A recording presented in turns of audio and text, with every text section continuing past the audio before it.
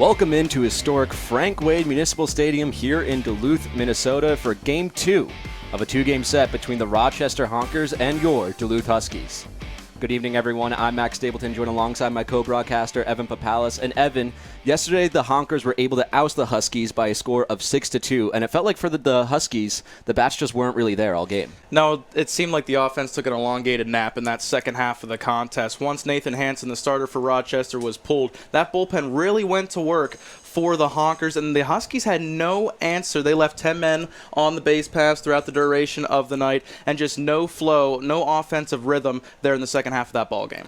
Now, the Huskies entered yesterday's game in the top 5 in fielding percentage, and now they sit 4th after 3 errors that really cost them yesterday. Yeah, 3 errors in last night's contest, 4 errors overall in their previous 2 games. So they were so short-handed in the beginning stint of this first half of the 2022 Northwoods League season, and now it seems like that part of their game is starting to fall off the rails, making it more difficult on their pitching staff, making them force more pitches, and that's kind of what has led to a little bit of a downfall in their play as of late. If you were to look at yesterday's game and try to take away one positive, it looked like Hudson Sapp, who may be an X-factor going forward for this Duluth squad, really started to wake up and have a good game. Yeah, good for Hudson Sapp, getting his first hit with the Duluth Huskies overall on the night, going 2 for 4 with an RBI double to get the Huskies on the board, kind of battle back there to tie the game at 2 in the bottom of the 4th inning before things got out of hand for Duluth. So that's a good sight to see out of the Ole Miss Rebel product, fresh off of his collegiate season. So good to see for Hudson Sapp.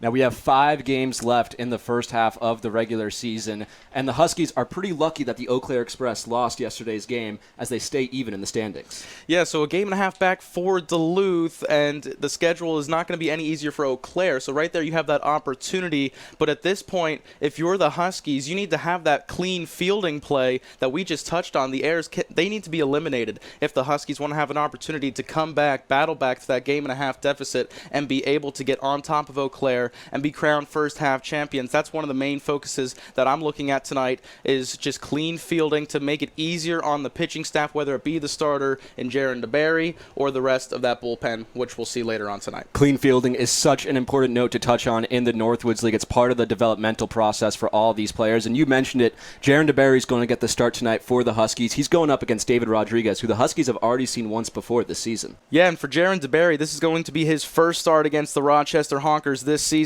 In his last time out, he got the start against the Waterloo Bucks to kick off this 6-game homestand, where he went 6 strong innings, giving up 3 runs on 7 hits, only the 1 walk allowed, and a half dozen strikeouts to his credit. His counterpart tonight in David Rodriguez has already started one game against the Duluth Huskies, where he received the loss after going 4 innings, giving up 4 runs on 7 hits, just 1 walk, but only a pair of strikeouts. So it should be interesting to see how these pitchers go up against one another tonight. All right, well, we got first pitch, lineups, defenses, and pitchers matchups coming up after this quick commercial break. So don't go anywhere as you're watching the Northwoods League Baseball Network.